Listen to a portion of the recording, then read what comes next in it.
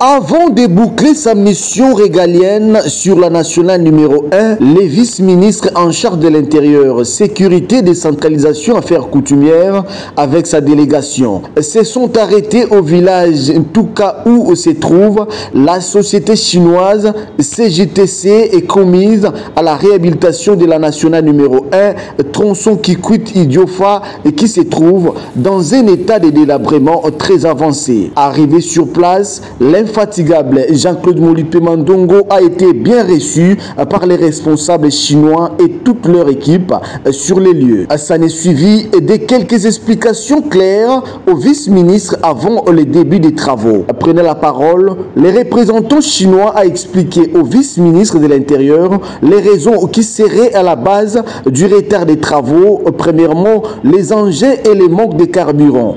Le vice-ministre de l'Intérieur leur a promis une suite favorable de la part du gouvernement central. Pour la sécurisation de la population du Grand Bandundu, l'envoyé du gouvernement Samalou Kondé, le vice-ministre Jean-Claude Molipe Mandongo, s'est encore arrêté à Massimanimba à la poste de la police nationale congolaise, brigade criminelle, pour s'enquérir du phénomène. Les faux vrais aliénés mentaux qui s'est vu au mois de mai et juin de chaque année. Ici, il trouve 3 aliénés mentaux. Ces derniers a pris 2 heures du temps pour analyser ce phénomène avant de faire les rapports au gouvernement central. Dans son chemin faisant, les warriors du gouvernement Samalou Kondé, le docteur Jean-Claude Molipe Mandongo, voulaient s'assurer si les barrières illégales n'existent plus. Après son passage, chose étonnante, voilà une descente à Ndakuya Pembe étale les comportements récidivistes des policiers commis à ces postes. Jean-Claude Molipe surprend les éléments de PCR et les agents de transport ville de Kinshasa en train de traquer les paisibles citoyens de Félix Tshisekedi. Ici, Molipe demande l'explication au sergent Makosso. Faute d'avoir pas respecté l'ordre de la hiérarchie, le vice-ministre de l'Intérieur instruit leur arrestation immédiate.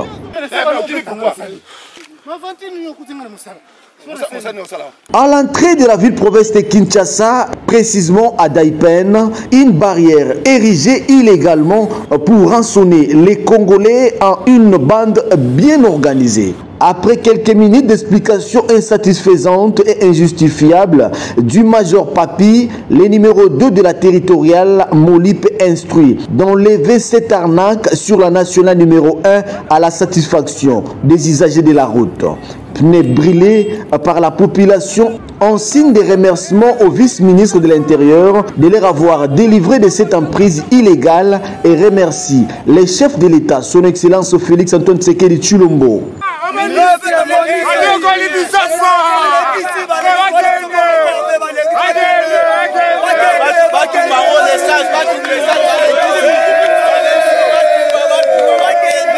Jean-Claude Molipe Mandongo promet de poursuivre sa mission sur toute l'étendue du territoire national pour restaurer l'autorité de l'État où il semble encore négociable.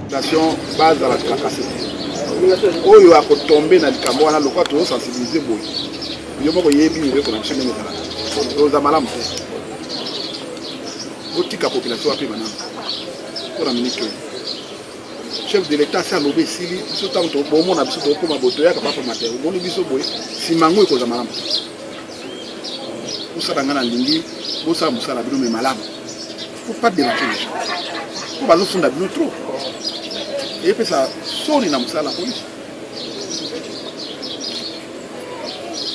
taxe à l'État il faut pas foutre pour l'État à la vivre dans la taxe mais à la tracasserie